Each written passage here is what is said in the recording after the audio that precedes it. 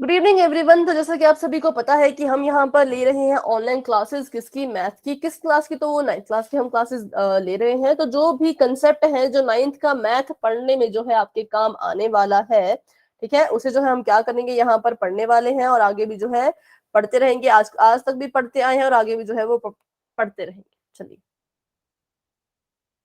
तो आज की क्लास को शुरू कर देते हैं। हम यहाँ पर पढ़ रहे हैं संख्या संख्या पद्धति के बारे में। इसमें बहुत से इसके सब टॉपिक हैं जो हम पढ़ने वाले हैं, जो आपके 9th की मैथ के लिए जो है वो काम आएंगे। तो पहला जो आपको पता होना चाहिए बच्चों की परिमेय संख्या क्या होती है। अगर आप सभी बच्चों को पता है कि परिमेय संख्या क्या होती है तो आप चैट बॉक्स में भी लिख सकते हो।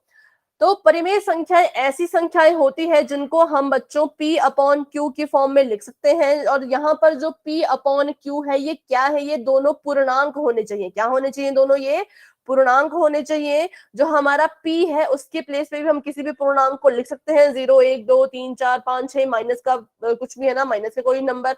और q के प्लेस पे भी हम जो है वो कुछ भी यहाँ पर लिख सकते हैं, लेकिन जीरो। देखिए यहाँ पर क्यू कभी भी जीरो नहीं होगा। बाकी आप क्यू के प्लेस पे कुछ भी लिखो। आप क्यू के जगह पे 100 लिख लो, माइनस का 100 लिख दो, है ना, 50 लिख दो, 58 लिख दो, कुछ भी लिख दो। बस आपने क्यू की जगह पे क्या नहीं लिखना है, तो वो है जीरो। पी की जगह पे जीरो लिखोगे तो कोई बात नहीं, तो चलेगा, लेकिन क्यू की जगह पे आपने कभी भी बच्चों जीरो जो है वो नहीं लिखना है। चलिए आगे देखते हैं। क्यू इंटू जीरो, नहीं बेटा, क्यू इंटू जीरो नहीं, Q is not equal to zero, है ना।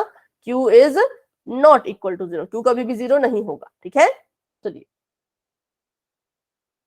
हाँ, p बटा क्यू। तो इसके कुछ उदाहरण यहाँ पर आपको दिए गए हैं। तो ये है 1/2, 2/5 और -3/11। तो बताइए क्या -3/11 एक परिमेय संख्या है? अब चाहे तो मैम। माइक ऑन करके बताते हो। कैसे है बेटा? ये तो माइनस की है। तो इसका आंसर क्या होगा कि जो परिमेय संख्या होती है वो माइनस की भी हो सकती है, ठीक है। हो इसका मतलब सकती है। क्या है? हाँ, इसका मतलब ये है कि जो हमारी परिमेय संख्या है वो पॉजिटिव भी हो सकती है और नेगेटिव भी हो सकती है। और जी। जीरो, क्या जीरो एक परिमेय संख्या है? Yes ma'am. Yes ma'am. देखिए, अगर हम जीरो के नीचे 1 लिख दें तो ये बन जाएगा किसके रूप में? p बटा क्यू के रूप में, है ना। तो हम कहेंगे कि जीरो भी जो है वो एक परिमेय संख्या है, ठीक है। चलिए, तो यहाँ तक सभी बच्चों को क्लियर है, बहुत अच्छे। आगे देखते हैं। तो अगर आपने कहा जीरो परिमेय संख्या है, तो बताइए क्या -25 परिमेय संख्या है? Yes ma'am. ठीक है, क्योंकि यस इसको मैम। अगर हम लिखें -25/1 तो क्या आ जाएगा? p बटा क्यू के रूप में हम इसको लिख देंगे। -25 भी एक पूर्णांक है ना। -25 भी एक क्या है? पूर्णांक है। और एक भी एक पूर्णांक है, मतलब दोनों पूर्णांक है, तो इसका मतलब ये परिमेय संख्या होगी ही होगी। चलिए आगे बढ़ते हैं, ठीक है। तो आप मुझे यहाँ पे बताइए कि यहाँ पर कुछ परिमेय संख्याएं लिखी गई हैं, जो कि है 1/2, 2/4, 10/20, 25/50 और 47/94। तो बताइए, आपको इसमें कोई सिमिलैरिटी, कोई समानता आपको इनमें नजर आ रही है? अगर आप इन सभी परिमेय संख्याओं पे अपनी नजर दौड़ाएं तो क्या आपको इनमें कुछ समानता नजर आ रही है? कुछ ऐसा जो सभी के पास है? Yes ma'am. जैसे कि बेटा क्या? पी बाई क्यू के रूप में। हाँ, ठीक है, मैम पी बाई सभी क्यू को के पी रूप, बटे क्यू के रूप में लिखा गया है। ठीक है, पी बटा क्यू के रूप में लिखा गया है। और अगर मैं इन सभी को के सरलतम रूप में लिखना चाहूं तो, सरलतम रूप में अगर मैं इनको लिखना चाहूं तो क्या आएगा? 2 एकम 2, वन 2 अपॉन दूनी टू। 4, 10 एकम 10, 10 दूनी वन 20, अपॉन टू।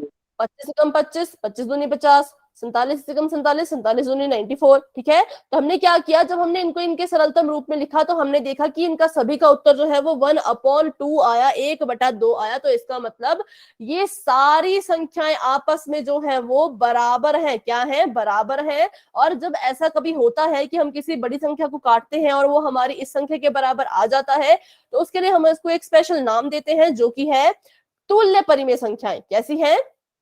तुल्य परिमेय तुल्य। संख्या। मतलब ये सारी की सारी आपस में कैसी है? एक तो ये इक्वल है, समान है, और इनको हम कहेंगे ये तुल्य परिमेय संख्याएं हैं। आपको पेपर में क्वेश्चन कैसे आ सकता है? आपको पेपर में ऐसे पूछा जा सकता है कि 4/5, 4/5 की जो है वो 3 तुल्य परिमेय संख्या निकालिए। क्या निकालिए? 3 तुल्य परिमेय संख्या ज्ञात कीजिए। तो कैसे हम इसको ज्ञात करेंगे? ठीक है, तो हम कुछ नहीं मल्टीप्लाई करेंगे। कर। हाँ ठीक है, वेरी गुड। जो हमारी संख्या उसको ऐसे कैसे लिख दीजिए और उसको जो है मल्टीप्लाई कर दीजिए। अब मल्टीप्लाई किससे करना है वो आप पे डिपेंड करता है, आप इसको जिस मर्जी से मल्टीप्लाई करो। बस एक बात आपने ध्यान में ये रखनी है कि अगर आप ऊपर जो है वो 2 से मल्टीप्लाई कर रहे हो तो नीचे भी 2 से ही नीचे भी दो मल्टीप्लाई से करना करेंगे। है। हाँ वेरी गुड, नीचे भी 2 से ही करेंगे। तो 4 दूनी 8, 5 दूनी 10, ये हमारा हो चुका है यहाँ पर। इसके बाद ये हमारी क्या निकल गई, पहली तुल्य परिमेय संख्या निकल गई। दूसरी निकालने के लिए क्या करेंगे, इसको 3 से गुणा कर सकते हैं, ऊपर 3 से किया तो नीचे भी 3 से करना होगा, है ना। तो ये आ गया 4 3 12 और 5 3 15। अगली उसकी तुल्य परिमेय संख्या निकालें तो 4/5 को किससे गुणा कर सकते हैं हम, 4 गुणा 4, 4 5 गुणा गुना 4, 4। 5 गुणा 4, तो 4 चौक होता है 16, 5 चौक होता है 20। तो इसका मतलब है इसकी तुल्य परिमेय संख्याएं कौन कौन सी निकली, 4/5, ठीक है, पहले तो इसको लिखिए, बराबर है 8/10। हाँ बेटा कोई भी डिजिट आप ले सकते हो, बस आपने इसको चेंज नहीं करना है, ये तो आपको ऐसा ही लेना पड़ेगा। और दूसरी बात, जिससे आप ऊपर गुणा करते हो उसी से आपने नीचे भी गुणा करना है, ठीक है। ऐसा ना हो कि ऊपर आप 3 से गुणा कर रहे हो, नीचे आप 4 से गुणा कर रहे हो, है ना, तो ऐसा नहीं होना चाहिए। बाकी आप जिस मर्जी डिजिट से जो है वो मल्टीप्लाई कर सकते हो। तो ये सारी की सारी जो संख्याएं हैं ये आपस में कैसी है, ये आपस में तुल्य परिमेय संख्या है, क्योंकि अगर आप इन्हें काटोगे तो आपको वापस से जो है वो 4/5 मिल जाएगा। 2 चौके 8, 2 पंजे 10, है ना, 3 चौके 12, 3 पंजे 15, 4 चौक 16, 4 पंजे 20। देखिए काटा तो हमको फिर से जो है वो 4/5 वापस मिल गया, है ना। तो इसका मतलब है कि ये सारी आपस में तुल्य परिमेय संख्याएं हैं और ये सारी की सारी जो है वो आपस में बराबर है, ठीक है। चलिए आगे बढ़ते हैं।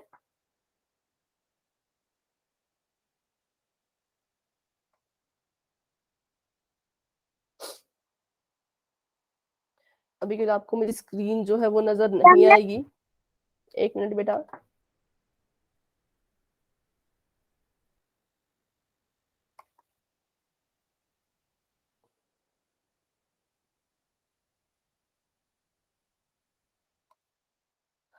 तब तक के लिए आप मुझे निकाल के बताएं, 2/5, 2/5 की जो है वो दो तुल्य परिमेय संख्या आप मुझे निकाल के बताएं और चैट बॉक्स में अपना आंसर लिखें। 2/5 की दो तुल्य परिमेय संख्याएं।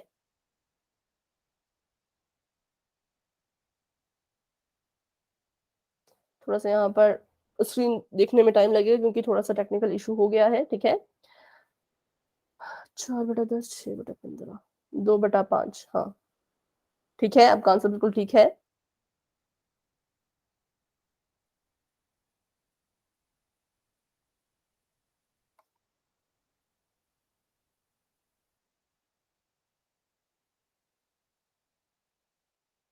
चलिए, तो अब आप मुझे बताएंगे यहाँ पर, अब आपको स्क्रीन नजर आ रही है,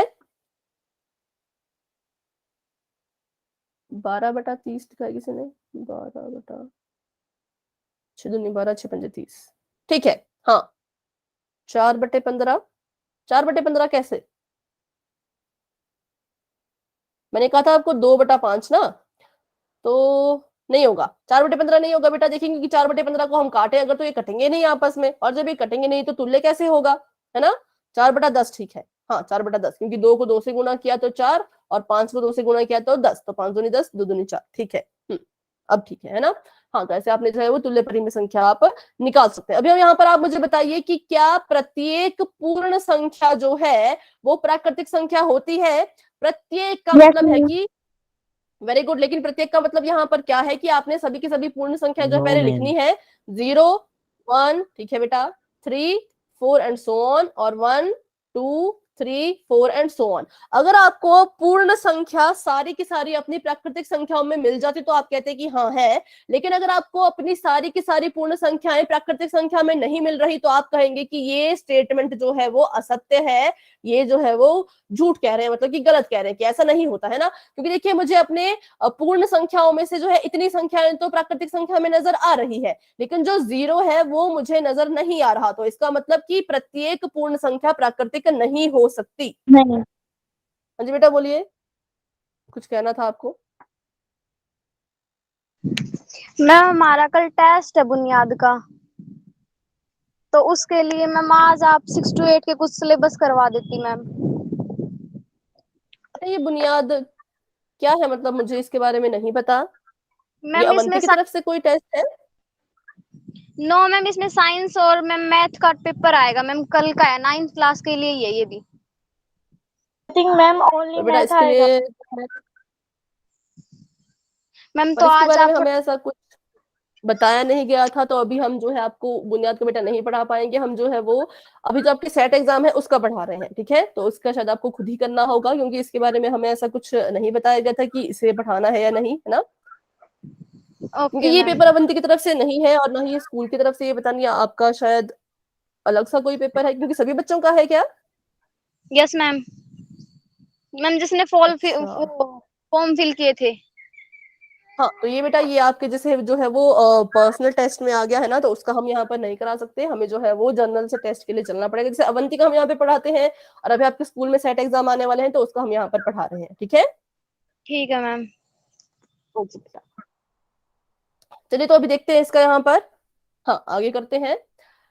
इसका सभी को समझ आ गया, पूर्ण संख्या जो है वो प्राकृतिक नहीं होती है। तो यहाँ पर देखिए ये भी कह रहा है कि नहीं होती है, और क्यों, क्योंकि शून्य एक ऐसी संख्या है जो पूर्ण तो है लेकिन प्राकृतिक जो है वो नहीं है, ठीक है। आगे बढ़ते हैं।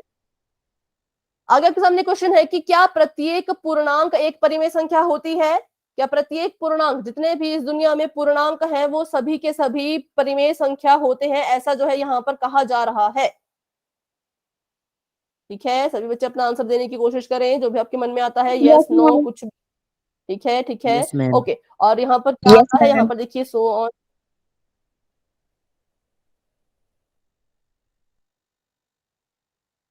ठीक है, तो देखिए आपकी जो पूर्णांक है वो सभी की सभी परिमेय संख्या होते हैं। क्यों होते हैं, क्योंकि अगर मैं अपने सभी के सभी पूर्णांकों के नीचे बटा एक लिख दूं, है ना, 0/1, 1/1, ऐसे में यहाँ पर इनके नीचे बटा एक लिख दूं, तो ये क्या बन जाएगा, ये बन जाएगा p/q के रूप में। और ये सभी की सभी जो क्या कहलाई जाएंगी, ये सभी की सभी जो है वो परिमेय कहलाई जाएंगी। तो इसलिए हम कह सकते हैं जितने भी पूर्णांक हैं वो सभी परिमेय संख्या होते हैं, ठीक है। चलिए तो आगे देखते हैं। अगर किसी बच्चे को कोई डाउट हो तो बच्चा आपने जो है वो खुद से पूछ लेना है। अगर आपको ये समझ नहीं आया तो आप मुझसे पूछ सकते हो, ठीक है।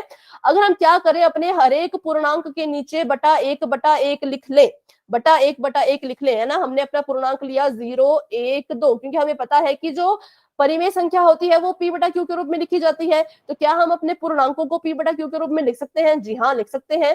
कोई भी आप पूर्णांक उठा लीजिए, मान लीजिए मैंने पूर्णांक ले लिया -15, तो इसको मैंने लिख दिया बटा 1, तो ये बन गया ना p/q के रूप में। तो ये बन गई मेरी परिमेय संख्या। इसलिए कहा गया है कि प्रत्येक पूर्णांक जो है वो परिमेय संख्या होती है। होती क्या है। अभी आपको समझ आया बेटा? एक बच्चे ने नो लिखा था, तो अभी आपको समझ आया महेश? अगर मान लीजिए मैं अपना पूर्णांक ले लेती हूँ 35, ये भी तो एक पूर्णांक ही है ना। तो अगर इसके नीचे मैं 1 लिख दूं तो ये भी क्या बन गया, p/q बन गया, है ना। तो जिसको जितनी भी संख्याओं को हम p/q के रूप में लिख सकते हैं वो सारी परिमेय होती है। तो इसलिए सभी पूर्णांक जो है वो परिमेय है, क्योंकि सबके नीचे आप 1 जो है वो लगा सकते हैं, ठीक है। आगे देखते हैं। यहाँ आपको पूछा गया है क्या प्रत्येक परिमेय संख्या एक पूर्णांक होती है। जितनी भी इस दुनिया में परिमेय संख्या है, जैसे कि 4/5, -3/2, -2, 0, -1, क्या ये सारी की सारी पूर्णांक भी होंगी? ठीक है ठीक है। हाँ, ये सारी की सारी जो है वो पूर्णांक नहीं होगी, क्योंकि देखिए 4/5 और -3/2 कभी भी पूर्णांक में नहीं आएगा, है ना। तो इसका मतलब है कि जितनी भी परिमेय संख्या है जिनको भी आप p/q के रूप में लिख सकते हो, वो सभी की सभी जो है वो पूर्णांक नहीं होगी, क्योंकि पूर्णांक में जो है वो p/q के रूप में संख्याएं नहीं लिखी जाती हैं। पूर्णांक में जो है वो p/q के रूप में संख्याएं नहीं लिखते हैं। इसका मतलब है कि नो, नॉट, नहीं लिखी जाती है। पूर्णांक में सिंपल होता है 0, 1, 2, 3, 4, या फिर -1, -2, -3, -4, ठीक है। ऐसे होता है पूर्णांकों में। आपने कभी भी जो है बटे वाली संख्याएं पूर्णांकों में नहीं देखी होंगी। बस आपने एक ही बटे वाली देखी होगी, जो कि है 0/1 या फिर 1/1, है ना। तो इसको हम लिख सकते हैं, क्योंकि इसको अगर हम वापस इसमें लिखें तो इसको 0 और इसको 1 ही माना जाएगा। इसलिए जो है जो पूर्णांक है वो परिमेय हो सकते हैं, लेकिन हर एक परिमेय संख्या जो है वो पूर्णांक नहीं हो सकती। क्यों नहीं हो सकती? क्योंकि परिमेय संख्या को जो है वो p/q के रूप में लिखा जाता है, और पूर्णांक जो है वो p/q के रूप में नहीं लिखे जाते हैं। ये देखिए 2/7 क्या है यहाँ पर, 2/7 जो है वो परिमेय तो है लेकिन पूर्णांक नहीं है। पूर्णांक कौन होता? या तो सिर्फ 2 होता, या तो 2/1 होता, है ना। तो हम इसे कहते हैं कि ये पूर्णांक है, पर ऐसा नहीं है, तो मतलब ये पूर्णांक नहीं है। चलिए आगे देखते हैं। तभी आपको यहाँ पर एक और चीज जो है वो बताई जाएगी। देखिए यहाँ पर आपको क्या लिखा गया है कि किन्हीं भी दी गई दो परिमेय संख्याओं के बीच में अपरिमित रूप से अनेक परिमेय संख्याएं होती हैं। अपरिमित रूप मतलब कि इनफाइनाइट, ठीक है, अनंत, जिसका कोई अंत नहीं है। जैसे हमारी गिनती है अनगिनत है, वैसे ही जो है ये कह रहे हैं कि दो परिमेय संख्याओं के बीच में जो परिमेय संख्याएं होती हैं वो भी अनंत है, वो भी अपरिमित है। कैसे है, तो चलिए इसको भी हम देखते हैं। अभी आपने यहाँ पर थ्योरी देखी है, यहाँ पर इसको जो है हम प्रूव करके देखते हैं। मान लीजिए मेरे पास परिमेय संख्या है 1 और 2। हमने पता है कि 1 और 2 परिमेय संख्या होती है, तो पहले मैं इसको इसके परिमेय रूप में लिख देती हूँ। मैंने लिख दिया यहाँ पर 1/1 और यहाँ लिख दिया मैंने 2/1, ठीक है। अब मैंने क्या करना है, इनके बीच में जो है परिमेय संख्याएं निकालनी है। कितनी निकालनी है मुझे नहीं बताया गया है। वैसे आपको क्वेश्चन में कहा जाता था कि 5 निकालो, है ना, 6 निकालो या फिर 7 निकालो, लेकिन यहाँ पर ऐसा कुछ नहीं है। यहाँ पर हम बस चेक करते हैं कि कितनी मैक्सिमम हम निकाल सकते हैं। तो हम क्या करेंगे, इसके डिनोमिनेटर को सेम करने की कोशिश करेंगे। वैसे तो ये सेम है, लेकिन अभी इनके बीच में कोई संख्या ही नहीं है, एक के बाद सीधे 2 आ जाता है ना। तो हम इसको कुछ गुणा करते हैं किसी बड़े अंक से। तो मैंने इसको गुणा किया यहाँ पर 100 से कर लेते हैं। चलिए 100 से कर लिया, और नीचे भी जो है वो 100 से कर लिया।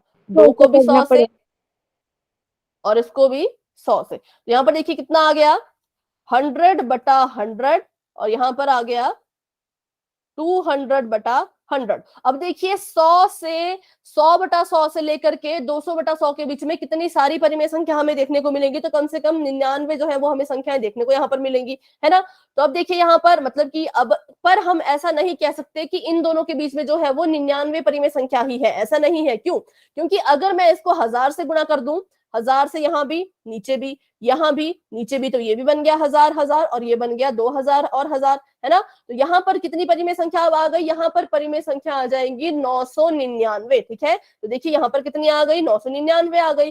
पर मैं ऐसा भी नहीं कह सकती कि हाँ, मैं ऐसा भी नहीं कह सकती कि इनके बीच में 999 परिमेय संख्या ही आएंगी। क्यों? अगर मैं इसको 10,000 से गुणा कर दूं, 10,000 से मैंने यहाँ पर इसको अगर गुणा कर दिया तो ये बन गया 10,000, ये बन गया 20,000, और यहाँ पर आ गया 9,999। तो ऐसे क्या होता है, जितनी भी आप बच्चों निकाल सकते हो उतनी परिमेय संख्या आप निकालिए, तो ये निकलती जाएंगी। ऐसा नहीं होगा कि ये कभी रुक जाएंगी, ठीक है। अब जैसे आपको जो क्वेश्चन आते हैं, क्वेश्चन में तो आपको पूछा जाता है ना, पूछते हैं कि भाई इन दोनों के बीच में इतनी परिमेय संख्या निकालिए, वो तो आपको गिवन होता है। लेकिन अगर आपसे कोई पूछे कि किसी दो परिमेय संख्या के बीच में कितनी परिमेय संख्या आएंगी, तो आप नहीं कहेंगे कि 3 आएंगी, कि 4 आएंगी, 5 आएंगी, आप कहेंगे अनंत आएंगी, ठीक है।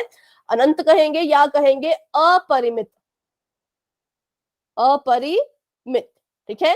यहाँ तक सभी बच्चों को समझ आया कि किन्हीं दो परिमेय संख्याओं के बीच में जो है वो अनेक परिमेय संख्याएं होती हैं जिसकी कोई गिनती नहीं है, ठीक है। अगर आपको समझ आ गया तो बच्चों वही टाइप कर दें। किसी को कोई डाउट है तो मुझसे अभी के अभी आप पूछ सकते हैं,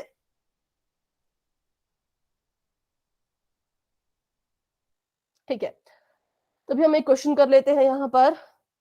3/4 सॉरी 5 और 4/5 के बीच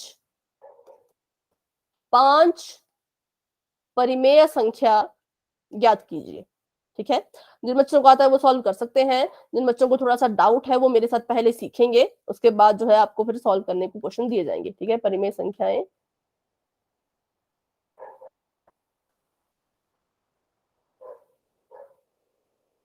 चलिए तो यहाँ पर ध्यान से देखिए, ये 3/5 है।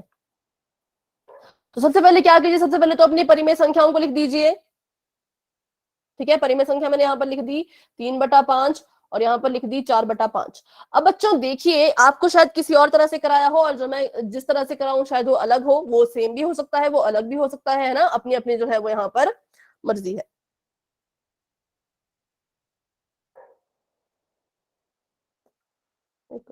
ठीक है, चलिए यहाँ पर देखते हैं। सबसे पहले आपने क्या करना है, जो मेरा वाला तरीका है वो ऐसा कहता है कि जितनी आपको परिमेय संख्याएं निकालने के लिए कहा गया है, यहाँ पर कितनी परिमेय संख्या आपको निकालने के लिए कहा गया है, आपको कहा गया है कि 5 परिमेय संख्या निकालिए, ठीक है। तो 5 लिख दीजिए, उसमें 1 जोड़ दीजिए, कितना आ गया, 6 आ गया। कितना आ गया, 6। जितनी आपको पूछी गई है बच्चों उसमें आप 1 जोड़ दें तो आपका उत्तर जो भी आता है, मान लीजिए 6 आपका यहाँ पर उत्तर आया है, तो मैं क्या करूंगी, अपनी दोनों परिमेय संख्याओं को मैं जो हूं वो 6 से गुणा कर दूंगी, ऊपर भी और नीचे भी। क्या कर दूंगी, ऊपर भी 6 से, नीचे भी 6 से। लेकिन कब, जब इनके हर बराबर हो। अगर इनके हर यहाँ पर बच्चों अलग अलग होते तो सबसे पहला मेरा काम क्या होता कि इनके हरों को बराबर करना है, पहला काम मेरा ये होता, ठीक है। तो अभी देखिए यहाँ पर इनके हर बराबर है। मुझसे पूछी गई थी 5 परिमेय संख्या, तो मैं क्या करूंगी, 5 में 1 जोड़ दूंगी, वहां पर आ गया 6। तो चलिए गुणा करते हैं, 3 को गुणा कर देंगे हम,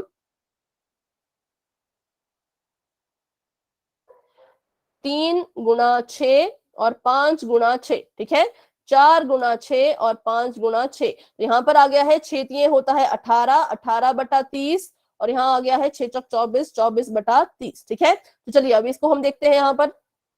तो 18/30 और 24/30 के हमें पूछा गया है कि बीच की परिमेय संख्या निकालिए। कहाँ की? बीच की। तो हम इसको और इसको जो है वो शामिल नहीं करेंगे। जो हमारे पास अभी उत्तर आए दोनों, उनको हम शामिल जो है बच्चों नहीं करते हैं, ठीक है। इनके अलावा इनके बीच की जितनी भी परिमेय संख्या होगी उनको हम जरूर शामिल करेंगे। तो पहली परिमेय संख्या मेरी आ रही है 19/30, है ना, दूसरी है 20/30, तीसरी है 21/30, उसके बाद 22/30 और उसके बाद 23/30। तो ये जो है वो मेरी परिमेय संख्या निकल के आई है। कुछ बच्चों का 50 निकला है, तो आपने इसको किससे गुणा किया? आपने इसको जो है वो 10 से गुणा किया, ठीक है, सॉरी, हाँ 10, ठीक है, ठीक है,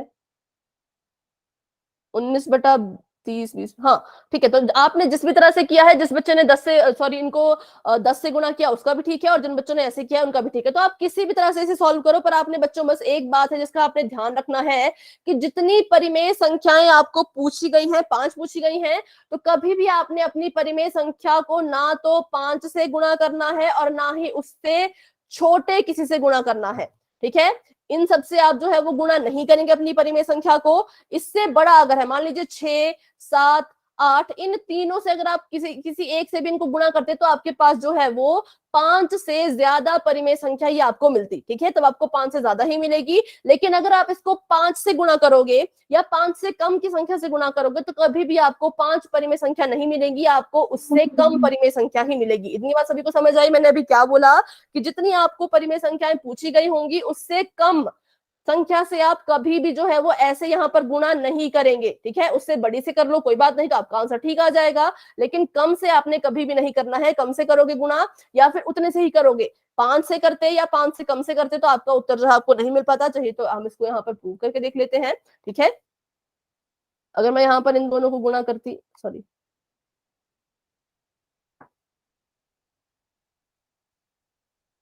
अगर मैं इनको यहाँ पर 4 से गुणा करके देखूं तो देखते हैं क्या उत्तर आता है, ठीक है।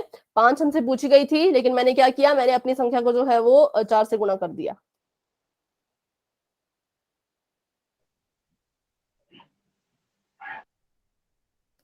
तो मेरे पास आया 4×3 12/20, और यहाँ पर आया 4×4 16/20। अब देखिए 12 तो को तो हम नहीं लेंगे, 16 को भी हम नहीं लेंगे। कितने बचे हमारे पास? बचा 13/20, मैम 14 14/20 upon 20. और 15/20, है ना। ये हमारे पास बचा। तो क्या मुझे अपनी 5 परिमेय संख्याएं मिल पाई? बिल्कुल भी नहीं। मुझे सिर्फ No. 3 ही परिमेय संख्या मिल पाई, क्योंकि मैंने किससे गुणा किया? मैंने जितनी पूछी गई थी उससे मैंने कम संख्या लेके गुणा किया। तो इसलिए आपको क्या कहा गया कि कभी भी आपने जो है जितना आपसे पूछा जाए ना तो उससे गुणा करना है, ना ही उससे छोटे किसी से गुणा करना है। हमेशा किससे गुणा करेंगे हम? उससे जो बड़े होंगे, ठीक है, उससे जो बड़े होंगे, ठीक है। तो आपको लगता है यहाँ तक समझ आ चुका होगा, बहुत बढ़िया। तो चलिए आगे बढ़ते हैं। ये क्वेश्चन बिल्कुल सिंपल थे। किसी बच्चे को इसमें कोई डाउट है तो आप मुझसे जरूर पूछें। उस बच्चों को अगर ये सवाल है कि हमने 6 से गुणा क्यों किया, तो मैं आपको बता दूं क्योंकि आपको जो है पूछा गया था कि 5 परिमेय संख्या निकालिए, ठीक है। अगर आपको पूछा जाता कि 7 परिमेय संख्या निकाले तो आप किससे गुणा करते?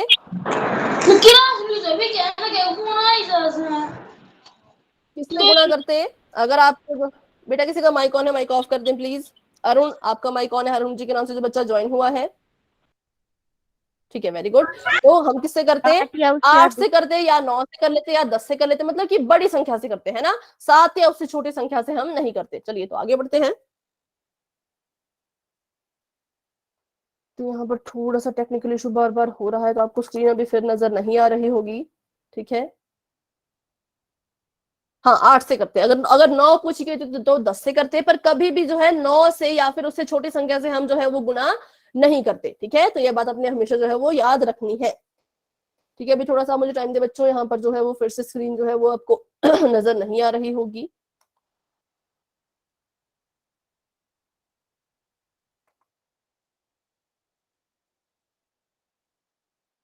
तब तक के लिए जो बच्चे अभी नए ज्वाइन हुए हैं, आप मुझे ये बताइए कि आपको जो है वो सेट एग्जाम में कौन सा वाला चैप्टर है जो टफ लगता है। जो सभी बच्चों को टफ लगता होगा उसे फिर हम अपनी अगली क्लास में जो है वो जरूर करेंगे। अभी हम यहाँ पर फर्स्ट चैप्टर कर रहे हैं।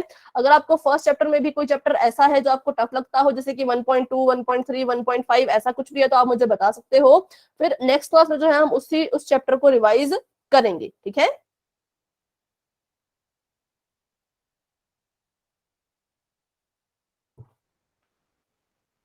आप चाहें तो चैट बॉक्स में लिख सकते हो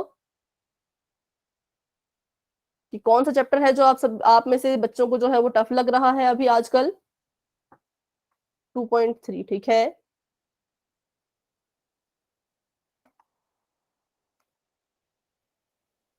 क्योंकि हमारे पास 2 क्लासेस अभी और हैं, तो उनमें जो है हम फिर आप जो चैप्टर बताओगे उसको पढ़ सकते हैं। सेकेंड 2.32, ठीक है। तो बहुत बच्चे चैप्टर 2 को कह रहे हैं, तो अगली क्लास में जो है हम वो चैप्टर 2 अच्छे से करेंगे, ठीक है। ठीक है, ठीक है। 5.3 भी है, चलिए इसको भी हम देखते हैं अगर हो पाएगा 3 दिनों में, तो क्योंकि हमारे पास 2 क्लासेस और बचती हैं, है ना। तो पहले हम सेकंड चैप्टर कवर करेंगे, उसके बाद जो है बाकी उसके बारे में देखेंगे। चलिए तो अभी हम पढ़ लेते हैं इरेशनल नंबर, अपरिमेय संख्या के बारे में कि अपरिमेय संख्या जो है वो क्या होती है, कैसे दिखती है, कैसे पता करें कि कोई संख्या अपरिमेय है या नहीं है, ठीक है। चलिए आगे बढ़ते हैं। तो आपको यहाँ पर कहा गया है कि देखिए इसके नाम से ही पता चल रहा है कि ये अपरिमेय है। अपरिमेय मतलब कि अगर हम परिमेय संख्या का क्या है, ये उल्टा है। अगर हम परिमेय संख्या को जो है वो p बटा q के फॉर्म में लिख सकते हैं, p बटा q के रूप में लिख सकते हैं, तो वहीं अपरिमेय संख्या को हम p बटा q के रूप में जो है वो नहीं लिख सकते। क्या नहीं कर सकते, इसको हम p बटा q के रूप में जो है बच्चों वो नहीं लिख पाएंगे, ठीक है, नहीं लिख सकते। चलिए तो इसके उदाहरण देख लेते हैं यहाँ पर। तो इसके उदाहरण है वर्गमूल 3।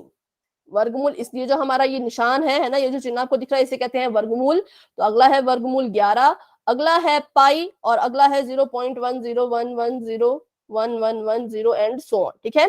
तो अभी आप लोगों को इसमें से कोई ऐसा लग रहा है जो आपकी नजर में परिमेय है लेकिन मैंने उसे अपरिमेय कह दिया? जो आपको लगता है कि वो परिमेय है पर मैंने उसे अपरिमेय कह दिया, अगर आपको ऐसा कुछ दिख रहा है यहाँ पर तो आप पूछ सकते हो, ठीक है। तो अगर मैं आपसे पूछूं कि पाई, पाई रैशनल है या इररेशनल, परिमेय है या अपरिमेय है? पाई की वैल्यू कितनी होती है बताइए, और फिर बताइए कि पाई जो है मैम वो परिमेय, परिमेय है परिमेय, या अपरिमेय है, ठीक है। मैम ठीक है, परिमेय, ठीक परिमेय, है। क्यों बेटा, आपको पाई की वैल्यू ऐसी कौन सी आपको पता है जो आप कह मैम रहे हो कि ये परिमेय है? 22/7। कि मैम इसे 22/7 के रूप में लिखते हैं। ठीक है। हाँ, तो अभी जो है काफी बच्चों का ये डाउट था पिछली क्लासेस में भी कि पाई को जो है बच्चे मान लेते हैं कि वो 22/7 है, इसलिए वो क्या है, परिमेय है। पर बच्चों ऐसा नहीं होता है, ठीक है, ऐसा नहीं होता है, क्योंकि जो ये 22/7 है ये पाई का एक्चुअल वैल्यू है ही नहीं। जो इसकी असली वैल्यू है, जो इसका असली मान है, वो 22/7 है ही नहीं। हम इसे बस मान के चलते हैं, ठीक है। हम ऐसा मानते हैं कि 22/7 जो है वो पाई की असली वैल्यू है, पर ऐसा होता नहीं है, ये इसकी एग्जैक्ट वैल्यू नहीं है। अगर आप इसको नेट पे भी सर्च करें, है ना, गूगल पे भी आप अगर सर्च करें, तो आपको जो है वो पाई की वैल्यू जो है इतनी बड़ी नजर आएगी। क्योंकि आपने अब देखिए, आप अपने स्कूल में जो है वो जो दशमलव प्रसार पढ़ चुके हैं ना, तो आपने पढ़ा होगा कि एक दशमलव प्रसार होता है ऐसा जिसे हम कहते हैं अनवसानी अनावर्ती, कहते हैं ना, अनवसानी अनावर्ती। मतलब कि ना शेषफल 0 आता है और ना ही उसका भागफल जो है खुद को रिपीट करता है, तो वो होती है पाई की वैल्यू, उस तरह की होती है। ना ही तो इसका शेषफल जो है वो कभी बच्चों 0 आता है ना, ना ही इसका शेषफल कभी 0 आता है, और ना ही इसका जो भागफल है वो खुद को रिपीट करता है। तो इसलिए जो हमारा पाई है वो अपरिमेय है। कैसा है, अपरिमेय। अगर आप नेट पे भी जाकर इसकी वैल्यू देखोगे तो आपको वहां पर भी अच्छे से पता लग जाएगा, ठीक है। इसकी वैल्यू ये नहीं होती। 22/7 हम इसको मान के चलते हैं, क्यों, ताकि हम अच्छे से कैलकुलेट कर सके, हमारी जो गणनाएं हैं, हमारी जो कैलकुलेशन है वो इजी हो जाए, इसलिए हम इसको 22/7 जो है वो मान लेते हैं। पर ऐसा नहीं होता, इसकी असली वैल्यू कुछ और है। हाँ, अगर आपको पूछा जाए 22/7 क्या है, तो 22/7 जरूर परिमेय है। 22/7 p/q के रूप में लिखा गया है ना, तो मतलब ये परिमेय है। लेकिन अगर आपको पूछा जाए पाई, पाई कैसा है, तो सभी बच्चे क्या कहेंगे, पाई जो है वो अपरिमेय है। कैसा है, अपरिमेय, ठीक है। तो अभी सभी बच्चों को याद रहेगा ये। Yes ma'am, yes ma'am.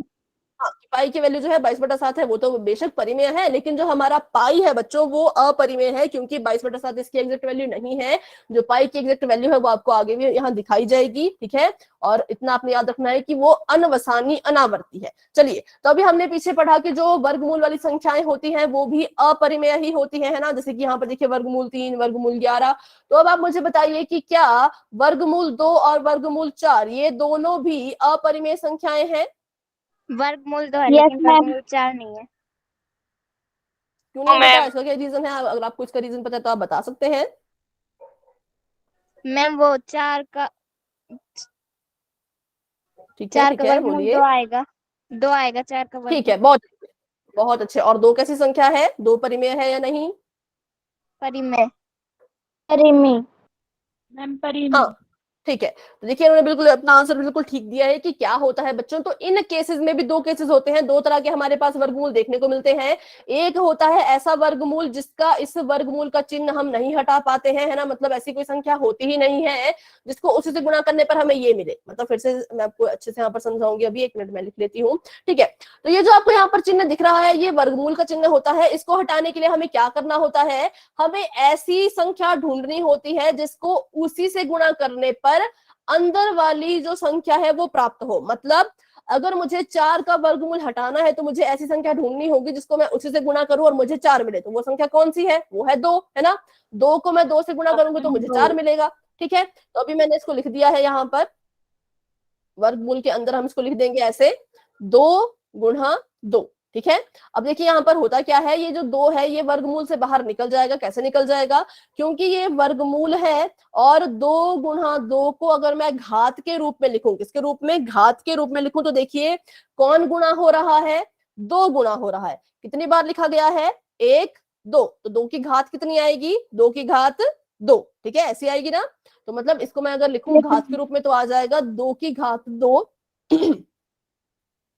ये हमारा वर्गमूल है, ये हमारा वर्गमूल है और ये हमारा वर्ग है, ठीक है। ये वर्ग है और ये है वर्गमूल। दोनों जो है वो एक दूसरे के उल्टे होते हैं, ऑपोजिट होते हैं। उल्टे होते हैं तो ये कट जाएंगे, ठीक है। ये आपस में क्या हो जाएगा? ये वर्गमूल से वर्ग जो है वो कट जाएगा, ठीक है। और सिर्फ क्या बच जाएगा यहाँ पर?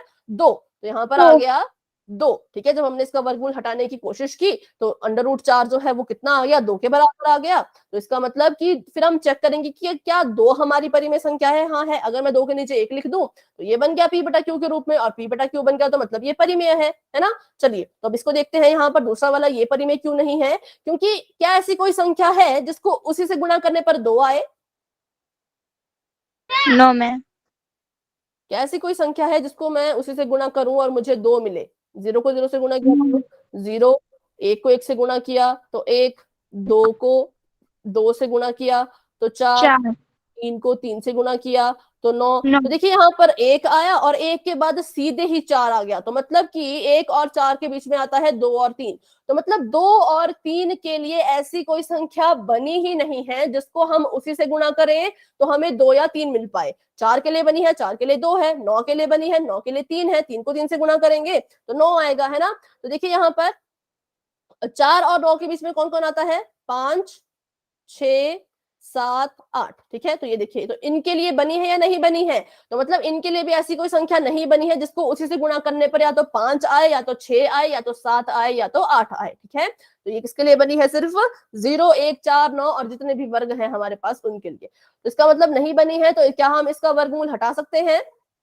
जब ऐसी कोई संख्या है ही नहीं जो इसका वर्ग हो, तो जिसका वर्ग 2 हो, तो क्या हम इस वर्गमूल को हटा पाएंगे? नहीं हटा पाएंगे, ठीक है। तो ये जो वर्गमूल का चिन्ह है ये 2 के साथ ऐसे ही लगा रहेगा। तो जिसका हम वर्गमूल बच्चों नहीं हटा पाते वो हमेशा अपरिमेय रहेगी। जिसका वर्गमूल हमने हल किया, ठीक है, हल किया और हल करके वर्गमूल हट गया है तो वो हो जाएगी परिमेय। और जिसका वर्गमूल हम नहीं हटा पाए वो हमारी रह जाएगी अपरिमेय, ठीक है। पर अभी यहाँ पर देखिए हुआ क्या था, 2 मेरी परिमेय संख्या थी, इसके नीचे मैंने 1 लगा दिया तो ये P/Q के रूप में लिख दी गई। तो क्या मैं ऐसा इसके साथ नहीं कर सकती? क्या मैं इसको ऐसे नहीं लिख सकती कि ये है मेरा √2, इसके नीचे मैंने लिख दिया 1, तो ये भी तो देखिए P/Q के रूप में ही आ गई है। तो क्या अब ये परिमेय नहीं होगी? No ma'am. No ma'am. क्यों नहीं होगी बेटा? इसका रीजन बताएं।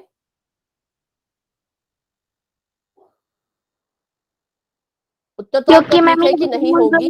जो बेटा अब आपकी आवाज थोड़ी क्लियर नहीं आई,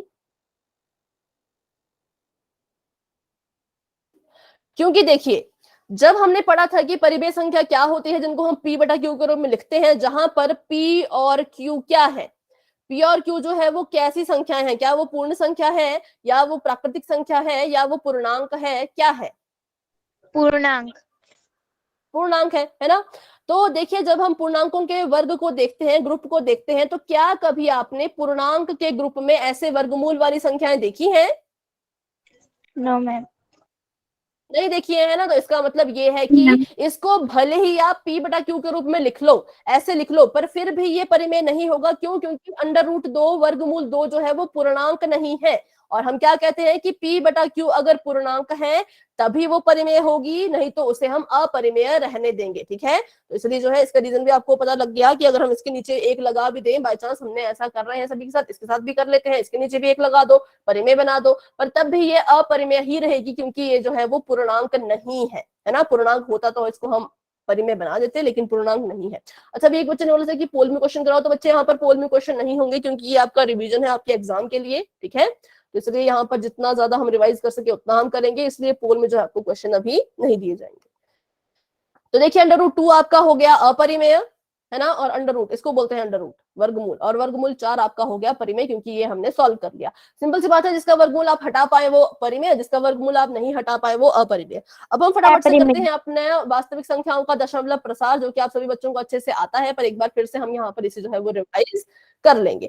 सबसे पहले तो आपको पता है कि परिमेय संख्याओं के बारे में पढ़ रहे हैं, तो आपको यहाँ पर परिमेय संख्या ही जो है वो भाग करने के लिए भी दी जाएंगी। तो आपको पता होना चाहिए कि ऊपर वाले को कहते हैं अंश और नीचे वाले को कहते हैं हर। और जब भी आपको कहा जाए कि अंश और हर को भाग कीजिए, तो हमेशा आप याद रखेंगे कि जो हमारा अंश होता है वो अंदर जाता है, मतलब वो बन जाता है भाज्य, और जो हमारा हर होता है वो बाहर रहता है, वो बन जाता है भाजक। आप चाहे तो इसे अपनी कॉपी पे नोट कर लें, क्योंकि आपको जो है एग्जाम में ये बहुत काम आने वाला है। ठीक है, क्योंकि कुछ बच्चे देखते हैं कि हमारा जो हर है वो बड़ा है तो छोटे से बड़े को भाग दे दो, तो ऐसा नहीं होता। अंश बड़ा हो छोटा हो हमें उससे कोई फर्क नहीं पड़ता, अंश हमेशा अंदर ही जाएगा, हर हमेशा बाहर ही रहेगा। ठीक है, चलिए आप मुझे यहाँ पर अभी एक चीज बताएंगे,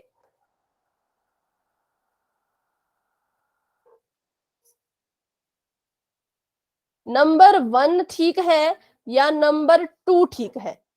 कैसे इसको लिखा जाएगा? नंबर 2। Number 2 ma'am. ठीक है, नंबर 2। ठीक है, बच्चों ने बिल्कुल अपना जवाब बिल्कुल सही दिया है। कैसे लिखा जाएगा? नंबर 2 के रूप में लिखा जाएगा, क्योंकि नंबर 2 में देखिए अंश हमारा अंदर है और हर हमारा जो है वो बाहर है। ठीक है, तो बहुत अच्छे। तो आप चाहे तो इसे जब आपका एग्जाम शुरू होने वाला हो तब भी आप जो है इसे अपने साइड में कॉपी में लिख ले कि अंश हमेशा अंदर जाएगा, हर हमेशा बाहर रहेगा। ठीक है, तो ये है 7 और ये है 1, इसको हम फटाफट से यहाँ पर दे देंगे भाग। और भाग आपने बच्चों कब तक देते रहना है? जब तक कि आपका जो शेषफल है वो 0 ना आ जाए। क्या ना हो जाए? जो आपका शेषफल है वो 0 ना आ जाए, तब तक आप जो है वो इसको भाग देते रहेंगे। ठीक है, क्योंकि कभी कभी क्या होता है, हम ऐसा करते हैं कि डेसिमल, हम दशमलव का यूज कर रहे हैं, तो 2 दशमलव के तो 3 अंक तक ही कुछ बच्चे भाग देते हैं, पर ऐसा नहीं करना है। तब तक भाग दीजिएगा जब तक इसका जो शेषफल है वो 0 ना आ जाए। तो यहाँ पर पहले तो मैंने लगा दिया है दशमलव, क्योंकि एक तो इससे भाग होने नहीं वाला, तो यहाँ भी लगा दिया दशमलव। ठीक है, तो यहाँ पर आ गया 0, यहाँ पर आ गया 7 एकम 7। ठीक है, माइनस कर देंगे इसको, ये माइनस है, ये प्लस नहीं है, माइनस कर देंगे तो यहाँ पर आ गया 3, और यहाँ पर एक और 0, क्योंकि दशमलव के बाद हम हर एक स्टेप में जो है वो 0 0 ले सकते हैं। ठीक है, तो यहाँ पर आ गया है 30। अब इसको देखिए तो 7 चौके होता है 28। वेरी गुड, एक बच्चे ने सॉल्व कर दिया है। माइनस कर देंगे यहाँ पर, तो देखिए 10 में से 8 गया तो आता है 2, ये क्रॉस, और यहाँ पर एक और 0 आ गया, तो ये बन गया 20। 7 चौके होता है 28 और 7 दूनी होता है 14। माइनस कर देंगे, आ जाएगा 6। ठीक है, यहाँ पर 0, और यहाँ पर आ जाएगा 60, और 7 अट्ठे होता है 56, यहाँ पर आ जाएगा 56। माइनस कर देंगे तो यहाँ पर आ गया 4, एक और 0 ऊपर से लाएंगे नीचे, तो ये आ गया 40। ठीक है, और 7 पंजे होता है 35। माइनस कर दीजिए, यहाँ पर आ गया 5, 5 यहाँ पर आ चुका है, तो यहाँ पे एक और 0 लेंगे तो ये आ जाएगा 50। सत सत्य होता है बच्चों 49, माइनस कर दीजिए, यहाँ पर आ गया 1, फिर से यहाँ पर 0 लीजिए तो यहाँ पर आ जाएगा 10 बन जाएगा फिर से, है ना। और फिर से 7 एकम 7, 7 एकम 7 यहाँ आएगा, माइनस कर दीजिए तो यहाँ आ जाएगा 3, एक और 0 ले ली तो ये बन गया 30, 7 चौके हो गया 28, ठीक है। माइनस कर दिया तो यहाँ पर आ गया कितना 2, 0 ले ली तो यहाँ पर एक और 0 आ गई तो ये बन गया 20, 7 दूनी होता है 14। ऐसे करते करते देखिए इस यहाँ पर क्या हो रहा है, जो हमारा क्वोशंट है, जो हमारा भागफल है, उसने खुद को क्या करना शुरू कर दिया है, रिपीट करना शुरू कर दिया है। क्योंकि यहाँ देखिए हमने जो है वो 10 से अपना भाग शुरू किया था ना, और यहाँ पर भी हम फिर से 10 पर पहुंच चुके हैं। यहाँ पर भी फिर से 10 आ गया है तो मतलब फिर से यहाँ पर क्या आएगा 30 आएगा, है ना। देखिए यहाँ पर 30 था, यहाँ पर फिर से 30 आया, फिर यहाँ पर 20 था, यहाँ पर फिर से 20 आया, अब यहाँ पर फिर से 60 आएगा। तो इसका मतलब है कि यहाँ पर क्या हो रहा है, यहाँ पर जो है एक तो पहली बात ये हो रही है कि हमारा शेषफल जो है वो 0 नहीं आ रहा है, और दूसरी बात यहाँ पर ये हो रही है कि जो मेरा भागफल है उसने खुद को रिपीट करना जो है वो शुरू कर दिया है, ठीक है। रिपीट करना जो है वो शुरू कर दिया है। यहाँ पर आ जाता 1 4 2 8 5 7, और फिर से क्या यहाँ पर आ जाता, फिर से यहाँ पर आ जाता 8 5 2, और यहाँ पर 1 4 2 8 5 7, ठीक है। तो इस तरह के जो है वो डेसिमल एक्सपेंशन होते हैं, दशमलव प्रसार होते हैं, जिसमें क्या होता है कभी कभी शेषफल 0 आ जाता है, कभी कभी शेषफल 0 नहीं आता। तो इसी पे डिपेंड करके हम क्या करते हैं, इनको हमने 2-3 कैटेगरी में बांटा है, तो उनको हम अभी यहाँ पर जानेंगे फटाफट से। तो देखिए यहाँ पर क्या हुआ, भागफल में जो है वो अंकों की पुनरावृत्ति हो रही है, और रिमाइंडर जो है वो शेषफल जो है वो 0 नहीं आ रहा है, ठीक है।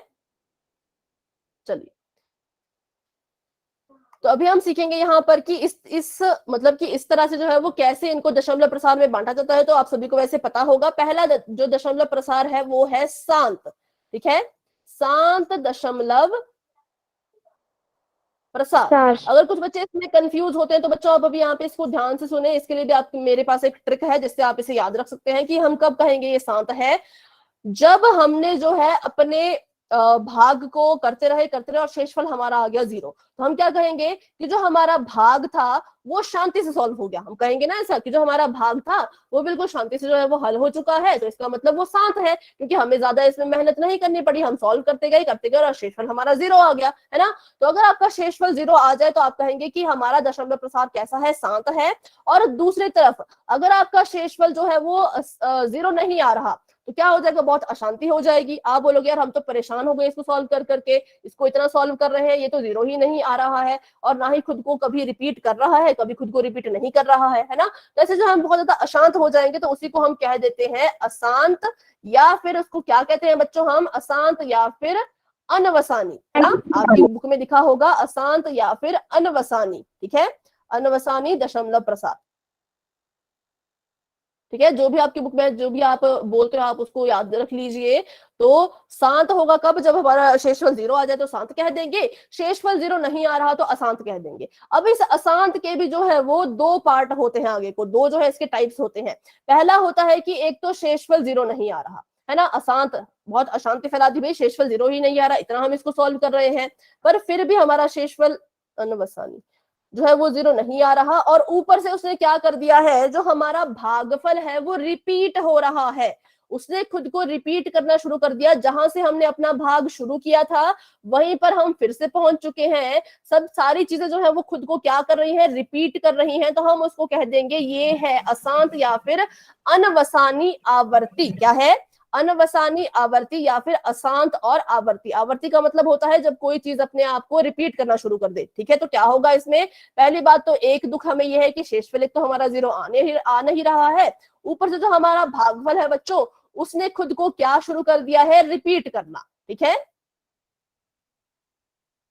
Repeat itself. ये मैंने थोड़ा आपको यहाँ पर इंग्लिश में लिखा है ताकि ये आपको याद रहे, क्योंकि अगर मैं लिखूं यहाँ पर पुनरावृत्ति तो आप कंफ्यूज हो जाओगे। इतनी शुद्ध हिंदी भी तो मतलब इतनी इंग्लिश तो आती है कि रिपीट इटसेल्फ, खुद को रिपीट कर रहा है ना, फिर वो बहुत ही ज्यादा हिंदी हो जाएगा, है ना। तो दूसरा हमारे पास आता है, पहले देखिए, पहले एक तो शेषफल हमारा 0 नहीं आ रहा, ऊपर से भागफल ने खुद को रिपीट करना शुरू कर दिया, तो इसको हम कहेंगे अशांत लेकिन आवर्ती। आवर्ती मतलब रिपीट होना। दूसरा हमारे पास केस आता है इसका, एक ये भी अशांत ही है, इसमें भी जो शेषफल है वो 0 नहीं आ रहा है ना।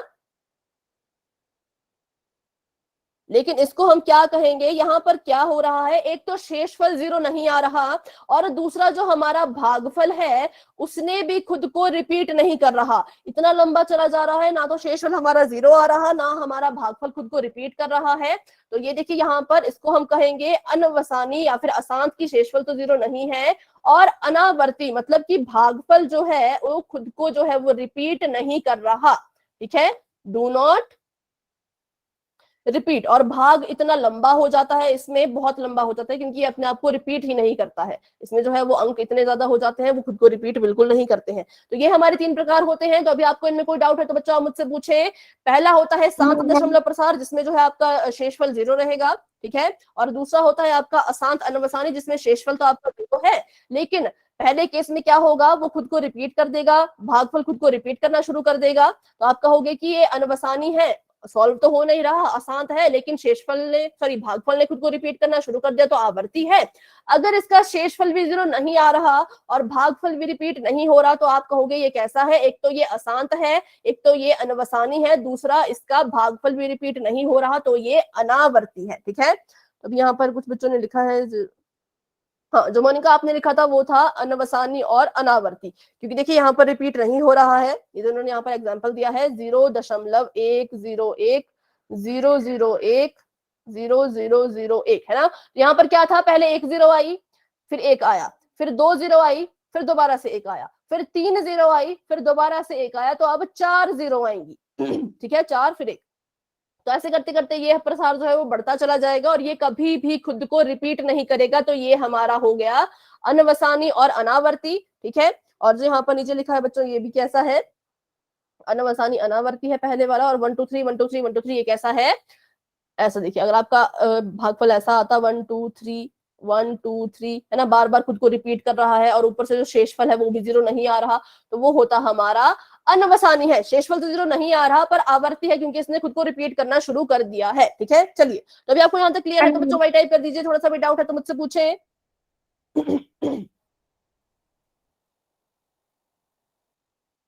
ठीक है, किसी बच्चे को कोई भी डाउट होगा तो आप मुझसे अभी भी पूछ सकते हो या फिर क्लास के बाद भी आप मुझसे बच्चों पूछ सकते हो। तो देखिए यहाँ पर एक और क्वेश्चन हमारे पास है, इसे फटाफट से सॉल्व करते हैं। आप बताएंगे कि ये कौन सा प्रसार होगा। ठीक है, उसका नाम आप बच्चे मुझे बताएंगे, सॉल्व करके मैं आपको यहाँ पे दिखा देती हूँ।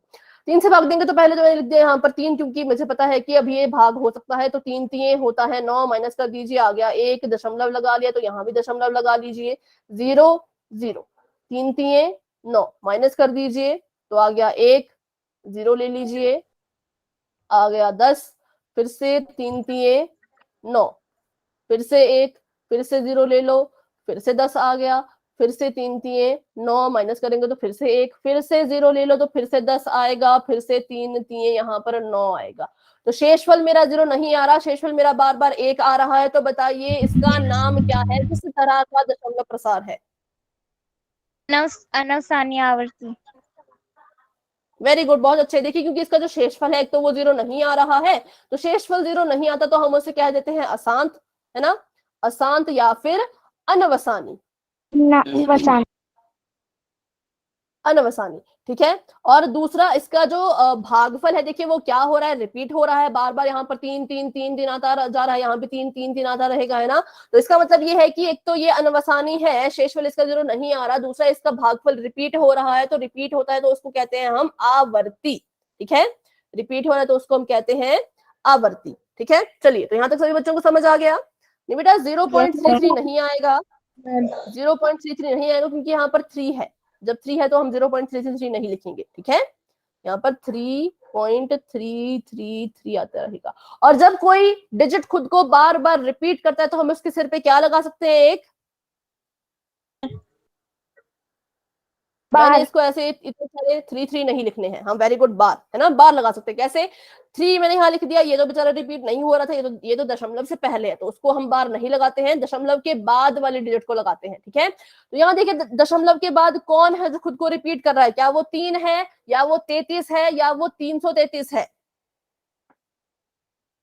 किस पे बार लगेगा, 3 पे, 33 पे या 333 पे, 3 पे। वेरी गुड, बहुत अच्छे, क्योंकि 3 ही खुद को रिपीट कर रहा है ना, तो यहाँ पर मैंने लिख दिया 3 और इसके सिर पर ऐसे एक बार लगा देंगे, डंडी लगा देंगे, जिसका मतलब होता है कि ये जो 3 है ये खुद को रिपीट कर रहा है। ठीक है, मान लीजिए अगर मेरा कोई एक्सप्रेशन ऐसा होता 5.134, 134, 134, तो अब बताइए अब जो ये बार है वो किस पे लगता? 134। 134 तीनों पे। वेरी गुड, 1, 3 और 4 तीनों पे, क्योंकि ये तीनों संख्याएं जो है वो खुद को यहाँ पर रिपीट कर रही हैं, आवर्त हो रही है ना। अब एक और मैं आपको यहाँ पर पूछती हूँ, तो अगर यहाँ पर होता 4.987 6 एंड सो ऑन, तो अब बताइए अब ये बार जो है वो किस पे लगेगा? 6 पे। बेटा 13.4 कहाँ से आया? अच्छा 134, अच्छा हाँ 134, ठीक है ठीक है, मुझे दशमलव नजर आ रहा था। किस पे लगेगा बच्चों? 6 पे। देखिए यहाँ पर खुद को रिपीट कर रहा है, बाकी कोई किसी ने खुद को रिपीट नहीं किया। 9, 8, 7 ऐसे कैसे थे? सिर्फ 6 ने खुद को रिपीट करना शुरू किया, तो सिर्फ 6 के ऊपर बार लगेगा। ठीक है, तो इसको हम जो है वो ऐसे लिख सकते हैं। ठीक है, चलिए तो आगे देखते हैं। हाँ, तो यहाँ देखिए ये खुद को रिपीट कर रहा है। अच्छा, अब इसको देख लेते हैं एक बार, या आप मुझे बताएंगे कि कैसा दशमलव एक्सप्रेशन है, तो आगे देखते हैं इसका। हाँ, या आप मुझे बताइए, ये देखिए जब मैंने इसको सॉल्व किया तो मेरा शेषफल जो है वो 0 आ चुका है, और जब शेषफल 0 आ जाता है तो हम इसको क्या कहते हैं? ये कैसा दशमलव प्रसार है? शांत। शांत। इसमें हम कुछ नहीं देखेंगे, बस शेषफल आपका 0 आ गया तो हम कहेंगे ये शांत दशमलव प्रसार है, और इसका जो भागफल होगा वो भी लिमिटेड होगा, इतना है तो इतना ही होगा, इससे ज्यादा आगे जो है वो नहीं बढ़ेगा। ठीक है, चलिए आगे देखते हैं। तो ये हमने अभी केस पढ़ लिया जहां पर जो है शेष शून्य हो जाता है, मतलब शेषफल 0 हो जाता है तो शांत, और शेषफल शून्य नहीं होता तो अशांत या फिर अनवसानी, रिपीट होगा तो आवर्ती, रिपीट नहीं होगा तो अनावर्ती। ठीक है, तो इसको आगे देखते हैं हम। ये सब हम यहाँ पे पढ़ चुके हैं। हाँ, तो अभी हम ऐसे वाला क्वेश्चन देखते हैं कि 0.3333 को जो है वो कैसे हम P/Q के रूप में लिखें। ठीक है, तो बहुत आसान ये क्वेश्चन होते हैं, अगर किसी बच्चों को इनमें कोई भी डाउट है तो आप जरूर इस क्लास में बने रहें और देखें कि कैसे इन्हें हल किया जाता है। सबसे पहले हम करेंगे क्या, अपने इस क्वेश्चन को लिख लेंगे 0.333 एंड सो ऑन। ठीक है, ऐसे हम इसको लिख लेंगे। तो हम इसकी जो है वो 2 समीकरण बनाएंगे, 2 इक्वेशंस बनाएंगे। पहले इक्वेशन बनाने के लिए क्या करना है? कुछ भी नहीं करना है, सिर्फ x लिख लो, x के बराबर लिख दो, x बराबर है 0.3333। ठीक है, इसके बराबर इसको हमने लिख दिया है। ये हो गई मेरी इक्वेशन नंबर 1। ठीक है, अब देखिए यहाँ पर आपको एक चीज का ध्यान रखना है बच्चों, आपने यहाँ पर देखना है कि कितने अंक खुद को रिपीट कर रहे हैं, कितने अंक हैं जो यहाँ पर खुद को रिपीट कर रहे हैं। तो कोई बच्चा बता सकता है कितने अंक हैं? 1। हाँ, तो उसके ऊपर सिर पे देखिए यहाँ पे बार भी लगा हुआ है। तो अगर बच्चों 1 अंक रिपीट कर रहा होगा तो हम अपनी पहली इक्वेशन को गुणा करेंगे 10 से। ठीक है, अगर 2 अंक रिपीट कर रहे होंगे तो गुणा करेंगे 100 से, अगर 3 अंक रिपीट कर रहे होते तो हम गुणा कर देते 1000 से। ठीक है, अभी यहाँ पर कितने अंक रिपीट कर रहे हैं? सिर्फ 1 अंक खुद को रिपीट कर रहा है, वो है 3 3 3 3 3। तो हम जो है अपनी पहली इक्वेशन को किससे गुणा करेंगे? मैम 10 से। हाँ, इक्वेशन नंबर 1 को गुणा कीजिए किससे?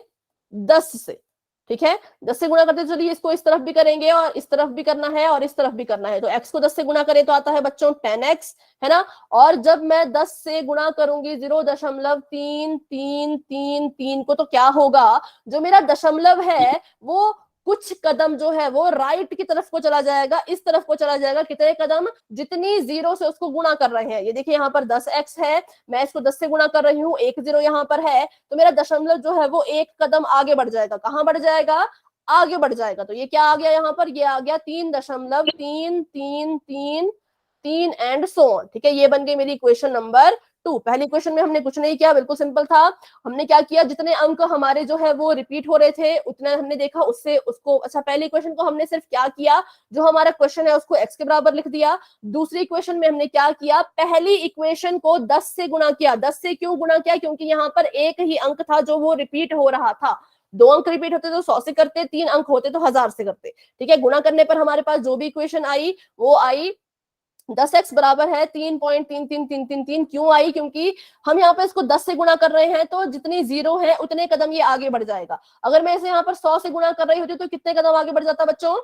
अब ये एक कदम आगे बढ़ा है, 100 से गुणा करते तो कितने कदम आगे दशमलव बढ़ जाता? 2 दो कदम। बहुत अच्छे, ठीक है। तो अभी देखिए इक्वेशन नंबर 1 और 2 को हम क्या करेंगे, इक्वेशन नंबर 2 में से 1 को जो है वो घटा देंगे, ठीक है। हाँ, इक्वेशन नंबर 1 को 2 से घटाने पर, तो कैसे घटाते हैं? लेफ्ट हैंड साइड को लेफ्ट हैंड साइड से घटाते हैं, राइट हैंड साइड को राइट हैंड साइड से घटाते हैं, ठीक है। पहले हम इसको लिखेंगे दूसरी इक्वेशन की, तो ये आ गया 10x, माइनस कर देंगे इसमें से x, क्योंकि देखिए इसको हमने इसमें मतलब इसको माइनस करना है, बराबर है, पहले इसकी राइट हैंड साइड लिख लीजिए 3.333 एंड सो ऑन, और फिर इसकी राइट लिख लीजिए तो माइनस कीजिए 0.333 एंड सो ऑन, ठीक है। अब 10 में से एक गए तो आता है 9x, है ना। और इसके बाद देखिए यहाँ पर 3.33 जो ये है, इसको कैसे माइनस करेंगे? बहुत इजी है, हमने जो है दशमलव के नीचे जो है वो दशमलव आना चाहिए, तो मैंने यहाँ लिख दिया 3.333 एंड सो ऑन, और इसका दशमलव जो है वो इसके दशमलव के नीचे आना चाहिए, तो वो भी मैंने लगा दिया है। उस तरफ क्या है इसके 3 दशमलव के बाद 3 है, दशमलव से पहले क्या है तो वो है 0, माइनस कर दीजिए तो 0 हो जाएगा सारा, है ना। यहाँ पर 0 होता जाएगा क्योंकि यहाँ पे 3 आ रहे हैं, दशमलव का दशमलव और 3 का 3, तो देखिए ये आ गया 3.00000, और हमें पता है कि 3.0 को हम सिर्फ 3 जो है वो लिख सकते हैं ना। तो यहाँ पर मैं इतने 0 नहीं लिखूंगी, मैं यहाँ पर सीधे क्या लिखूंगी 3। जब मैंने इनको माइनस किया तो आया 3। अब देखिए x यहाँ पर 9x है, x को हमने यहाँ पे अकेला छोड़ना है, तो x बराबर है 3। 9 यहाँ पर इससे गुणा हो रहा था, वहां जाके क्या हो जाएगा, भाग हो जाएगा, नीचे चला जाएगा, 3/9 इसका आंसर आ गया है। आप चाहे इसे ऐसे का ऐसा रख लें, आप चाहे इसे काट ले, 3 कम 3, 3 9, तो 1/3, ये भी इसका आंसर जो है वो हो सकता है। चाहे आप इसे ऐसा लिखें, चाहे आप इसे ऐसे लिखें, जो है आपका उत्तर जो है वो एक ही माना जाएगा, ठीक है। तो ऐसे जो है इन क्वेश्चन को सॉल्व किया जाता है। अगर किसी बच्चे को इसमें कोई डाउट है तो अभी बच्चों आप क्लास के मतलब रुककर मुझसे पूछे, अगर किसी बच्चे को कोई डाउट नहीं है तो आप जो है लेफ्ट कर सकते हैं, ठीक है।